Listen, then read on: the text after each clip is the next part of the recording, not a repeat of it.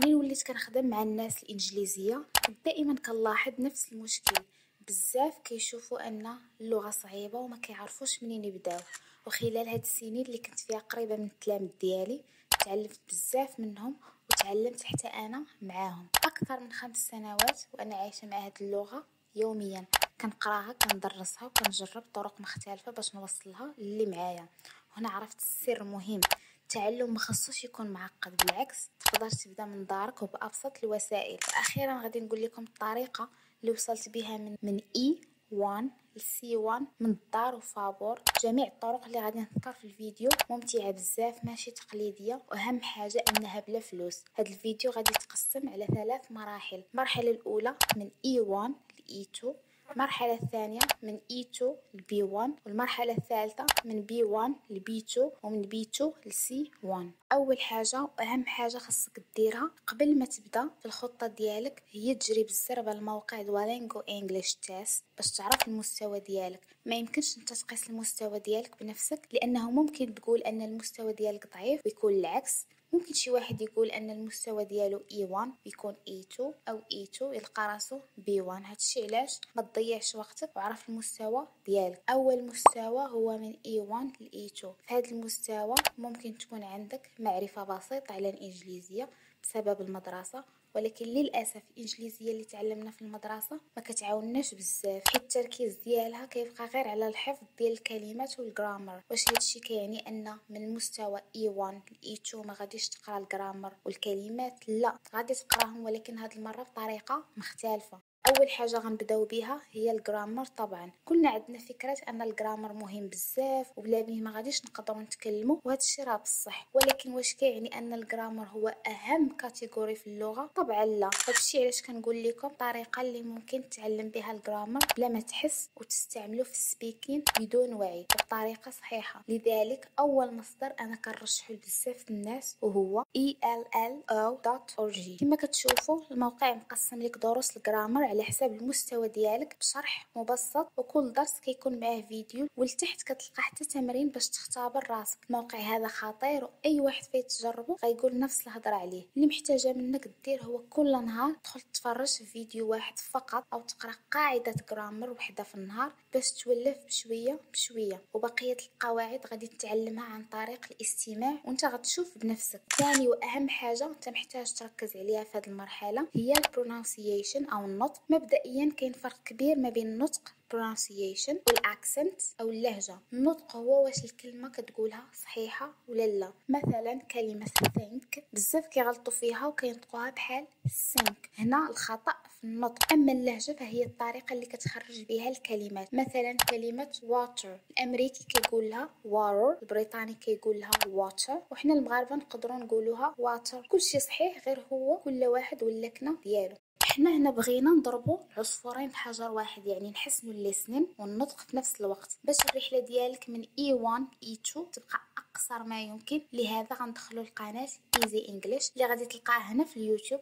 هاد القناه راها كنز بالنسبه للناس اللي يلاه بادين، لانهم كيتكلموا بطريقه بطيئه وهاديه. المهم غتجيب ورقه وقلم وغادي نخدموا واحد من هاد الفيديوهات كل نهار. الفيديو راه قصير وممتع وما غاديش ياخذ لك من وقتك بزاف، وغتفرج فيه 2 المرات. ولكن على 2 المرات ما حدك ماشي معايا في هاد الخطه غتلقاني كنتبع طريقه التكرار، وهي انك تبقى تعاود الحاجه حتى تلصق لك في دماغك بدون وعي. غادي تاخذ 3 الكلمات من هاد الفيديو بالضبط، 3 الكلمات انت اول مره غتسمعهم في حياتك. هاد 3 الكلمات غادي ندربوا على النطق ديالهم ونكونوا بهم جمل. عارفه كاين بزاف ما غاديش يقدروا يكونوا جمل، لهذا حنا غادي نستعينوا بادوات اللي غتعاوننا نكونوا جمل بما قدرنا نكونوهم براسنا. وكون متاكد غادي تقدر من بعد شهر الا مشيتي على هاد الخطه. ولاننا مبتدئين ما غاديش نقدروا نعتمدوا على مواقع كيشرحوا بالانجليزيه، لهذا في الاول غادي نحتاجو نترجمو ترجمه حرفيه. ولكن هذا الشيء غير في الاول، تقدر دير هذا الشيء عن طريق تطبيقات بحال مايكروسوفت ترانزليتور واللي كنصح فيه لان ما فيهش ترجمه حرفيه، او ممكن تستعمل جوجل ترانزليت عادي.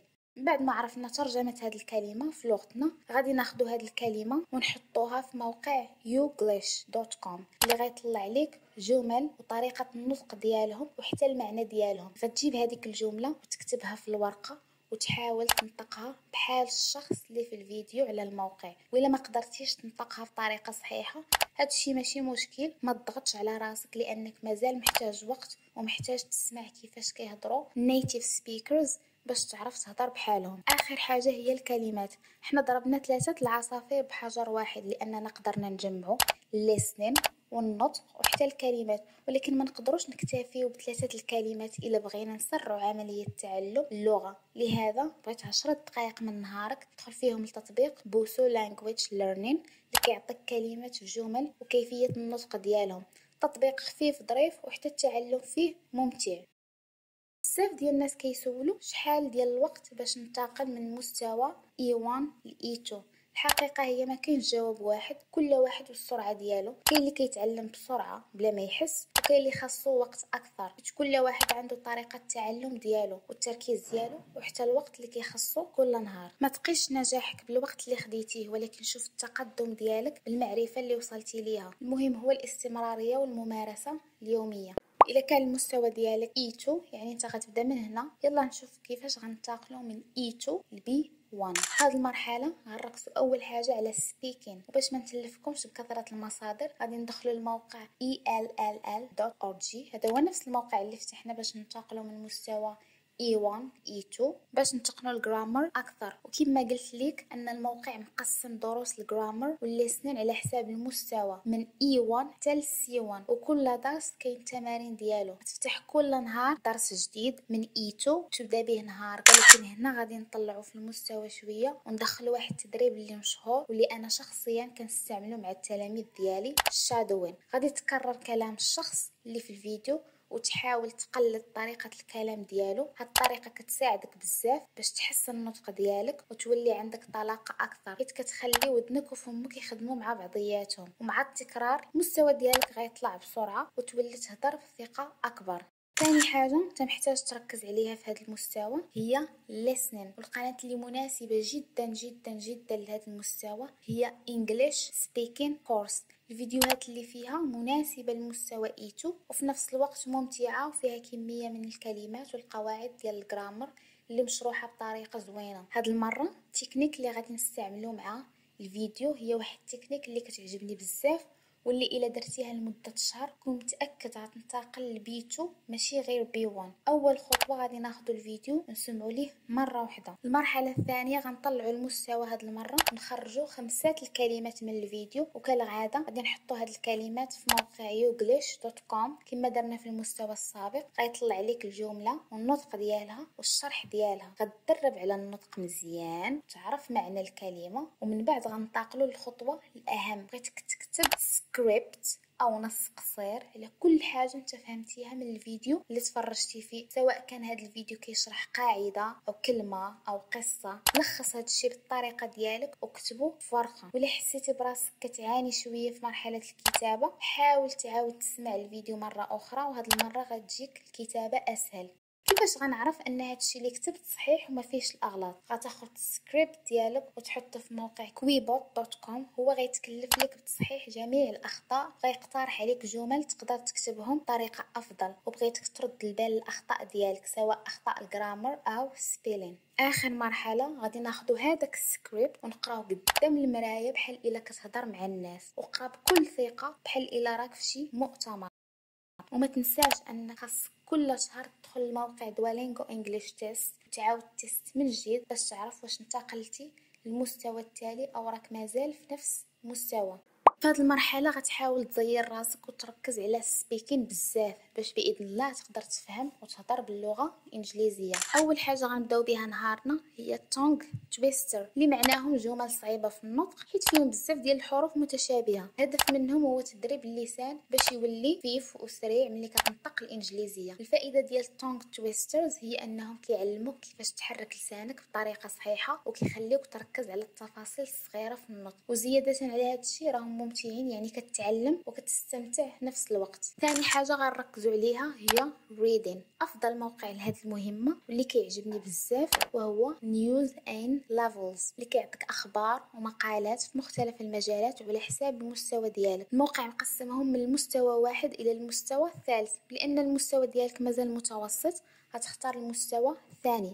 دابا ثالث حاجة واهم حاجه وهي listening. غنستعملوا موقع ed.ted.com، موقع خطير فيه مواضيع مختلفه وغتعلم منه بزاف الحوايج ماشي غير اللغه. من بعد ما غتختار الفيديو ديالك غنديروا معاه ثلاثه الحوايج. اول حاجه او خطوه هي انك غتسمع الفيديو زوج المرات. المره الاولى غتسمعو عادي وانت مركز، والمره الثانيه غنستعملوا تقنيه الشادوين، وهي انك تعاود لهضره الشخص بنفس الطريقه ونفس النطق. هادشي مهم في مرحله من B1 ل B2، لان هادشي ما غيبقاش مهم بزاف في مرحله من B2 C1. اذا حاول تعاود الجمله حتى تقدر تتقنها وتولي عندك اكسنت مزيانه وحتى نطق مزيان. الخطوه الثانيه اللي غنديرو دابا هي كتابه السكريبت، يعني غتشد الفيديو اللي تفرجتي فيه وغتكتب عليه سكريبت او نص قصير الطريقه ديالك، وهكا انت كتحسن مهاره الكتابه ومهاره التفكير بالانجليزيه. من بعد ما غتسالي الكتابه غتعاود تحط السكريبت على موقع quibot.com باش يصحح لك الاخطاء ويعطيك اقتراحات احسن.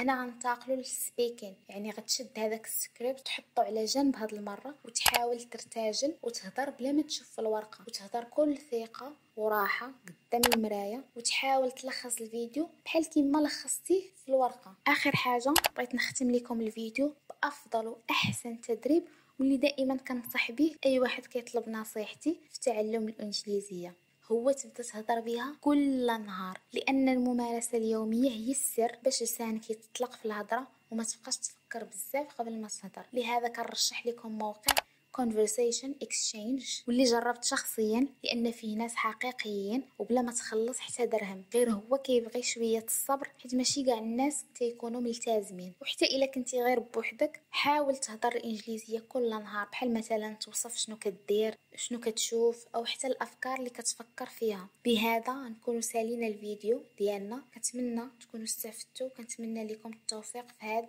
الرحله.